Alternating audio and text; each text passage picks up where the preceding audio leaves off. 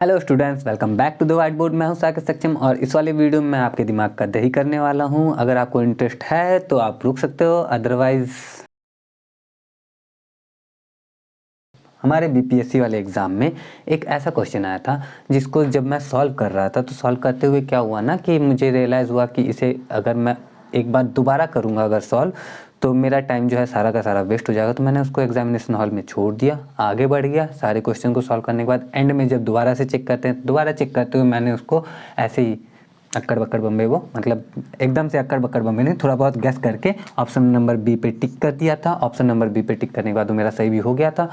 अब examination hall में मैंने इसे क्यों नहीं सॉल्व किया वो मैं बताने वाला हूँ। तो देखो ये क्वेश्चन हमारा क्या है और कैसे एग्जाम में टाइम किल करने वाले जो क्वेश्चन होते हैं उनसे हमें दूर रहना चाहिए, ये भी इस वीडियो में हम जानेंगे, सीखेंगे। तो क्वेश्चन है हमारा ए बी सी डी एक समलंब है, ठीक है, जिसमें ए बी जो है सी डी के पैरेलल है। तो ए बी सी डी मैंने एक समलंब बना लिया, ये समलंब ए बी सी डी एक समलंब जिसमें ए बी जो है सी डी के पैरेलल है, ठीक है। ए बी जो है 78 सेंटीमीटर का है, ए बी 78 सेंटीमीटर। यहाँ पे 18 लिख के रखा है, क्यों लिखा है बता देता हूँ थोड़ी देर में, अभी बता देता हूँ, देखते चलो। सी डी जो है 52 सेंटीमीटर का है, सी डी हमारा 52 सेंटीमीटर। ये सब छोटे मोटे कैलकुलेशन लिख के रखे हुए हैं, बताते हैं, सब पे डिस्कस होगा पूरा। ए डी जो है 28 सेंटीमीटर का है, ए डी हमारा 28 सेंटीमीटर। और बी सी जो है 30 सेंटीमीटर का, बी सी हमारा 30 सेंटीमीटर का। और बोला गया इस समलंब का क्षेत्रफल क्या है। देखो आंसर मैंने पहले ही बता दिया, 1680। अब 1680 कैसे आएगा समझते हैं, सीखते हैं चीज़ों को। सबसे पहली चीज़, समलंब का क्षेत्रफल होता क्या है। हम पहले क्वेश्चन का जो आंसर है उससे हम क्वेश्चन पे आते हैं, उसके बाद इसको सॉल्व कैसे करेंगे उस पर भी डिस्कस करते हैं हम लोग, ठीक है ना। तो समलंब का जो क्षेत्रफल होता है वो होता है 1/2 गुणे समांतर भुजाओं का योग। तो समांतर भुजाएं क्या है हमारी, 78 और 52। 1/2 गुणे 78 और 52 समांतर भुजाओं का योग गुना ऊंचाई। ऊंचाई किसको कहते हैं कि मतलब समांतर भुजाओं की जो बीच की दूरी है उसको ऊंचाई कहते हैं। तो अब ये जो ऊंचाई है ना हमारा, जैसे मतलब यहाँ से यहाँ तक, क्योंकि समलंब तो हमारा इतना ही था, ध्यान से देखना समझना, ठीक है। समलंब हमारा इतना ही है, ये चार हमारा 78, 30, 52, 28। अब यहाँ से ना सामने वाली भुजा पे लंब खींचा गया, यहाँ से भी सामने वाली भुजा पे लंब खींचा गया, तो ये 52 है, तो ये भी कितना बचेगा यहाँ से यहाँ तक में 52, और ये एक आयत बन गया, ठीक है। अब ये आयत बन गया तो ये 90 डिग्री का है और ये भी 90 डिग्री का है। अब ये कर्ण हो जाएगा इस समकोण त्रिभुज के लिए, ये कर्ण हो जाएगा इस समकोण त्रिभुज के लिए, और ये 52 हो जाएगा। अब ये अगर 52 हो गया तो 78 में से 52 तो हम घटा देंगे, 78 में से 52 घटा देंगे तो आएगा हमारा 26। अब ये जो भुजा है ये 26, मतलब ये दोनों भुजाएं जो बच रही हैं त्रिभुज की, इन दोनों का योगफल कितना होगा 26, ठीक है। तो इस पे आने से पहले इसको देख लेते हैं कि हमारा उत्तर तो 1680 है ना। तो 1680 है तो यहाँ पे अगर मान लो कि इस भुजा को हम h मानते हैं अगर, तो ये बराबर होना चाहिए 1680 के, ठीक है ना। अब इसको सॉल्व करते हैं हम, तो ये तो 130 होगा, 130/2 हो गया, 130/2 यानी कि 65, क्योंकि 130 का आधा 65 होता है। तो 65 गुणे h बराबर 1680, यानी कि h जो होना चाहिए वो होना चाहिए 1680/65, ठीक है, 1680/65 होना चाहिए। अब 1680/65 को जब हम सॉल्व करेंगे, हल करेंगे, तो ये मतलब प्रैक्टिकल करना पड़ा। एग्जामिनेशन हॉल में तो मैंने ज़्यादा टाइम नहीं दिया, लेकिन यहाँ पे तो टाइम देना था ना। तो सॉल्व करने के बाद जो ये हमारा आंसर आया वो आया है 25.86153 ये उत्तर आया h। अब तुम सोचो ये जो h आया है हमारा 25.8613 जो भी है, ठीक है। तो इतना बड़ा जो ये आंसर है, आंसर नहीं है ये, आंसर से हम आए तो हमारा मतलब h का वैल्यू इतना आना चाहिए था।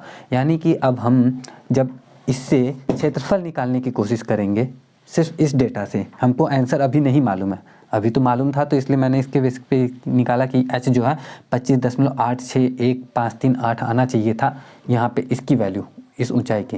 लेकिन अब हम ऐसा अज्यूम करते हैं कि हमारे पास ये आंसर नहीं है, और अब इससे हम कैसे क्वेश्चन को सॉल्व कर सकते थे ये बताने वाला हूँ। तो चलो आते हैं वीडियो को दूसरे मोड पे, मतलब कैसे इस क्वेश्चन को सॉल्व करेंगे वो सीखते हैं थोड़ा सा।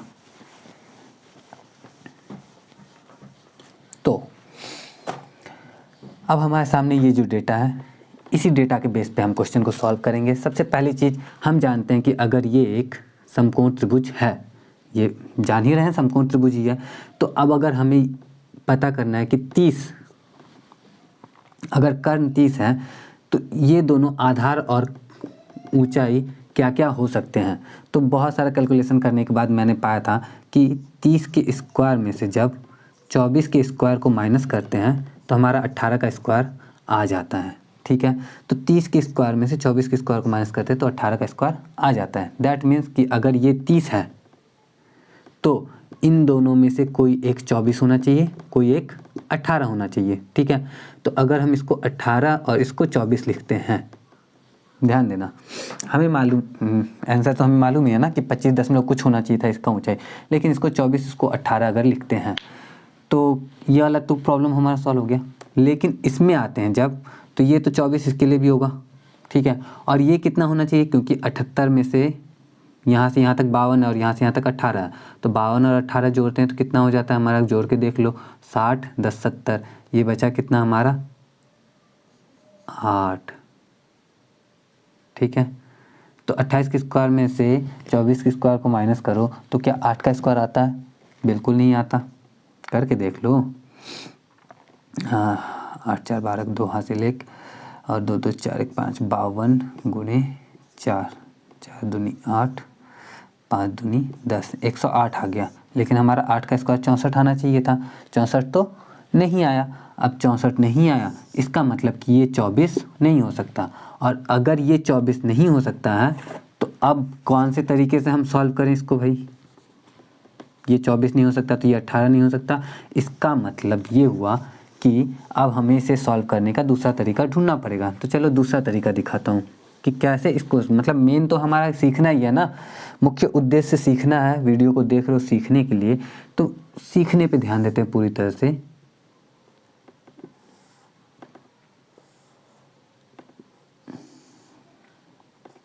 ए बी सी डी, जहाँ ए बी हमारा 78 है, डी सी हमारा 52 है, इसको लाइन कर देते हैं, इसको भी लाइन कर देते हैं।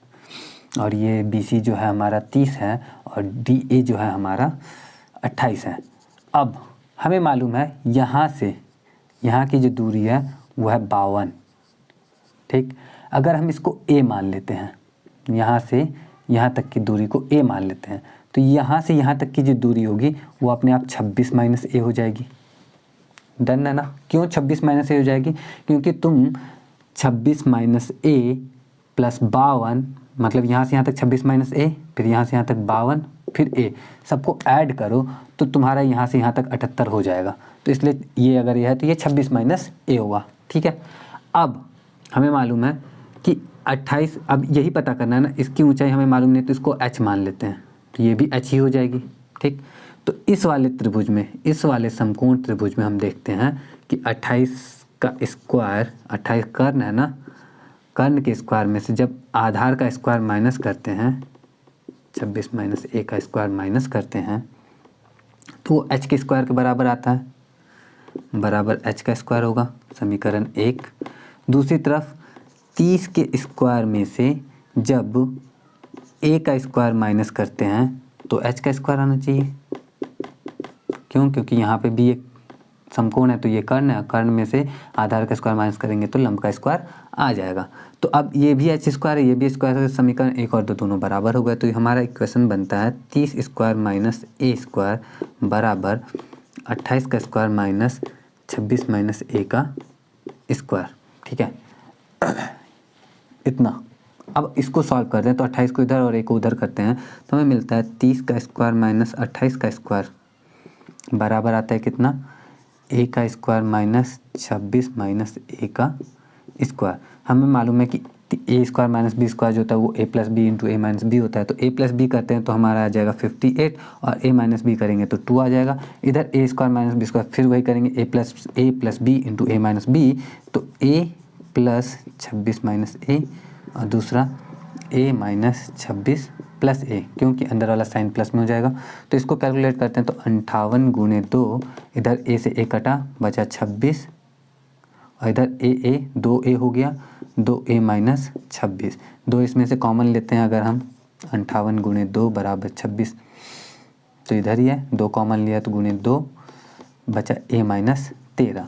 अब इस 2 से ये 2 कटा, 26 और 58 को जब हम काटते हैं तो 58 का आधा आता है हमारा 29, 26 का आधा 13, ये बचा हमारा a माइनस 13, a माइनस 13 ये वाला बराबर हो जाएगा 29/13। ठीक है, 29/13। अब इसको भी उधर कर देते हैं। 29/13 में जब 13 जोड़ेंगे, मतलब a हमें पता करना होगा ना, फिर ये a, तो a बराबर पता करने के लिए हम 29/13 में 13 जोड़ेंगे तो कितना आएगा। तो a की वैल्यू भी मैंने अपने इस छोटे से प्यारे से टैबलेट पे कैलकुलेट किया था, वो आया था हमारा 15.2307692।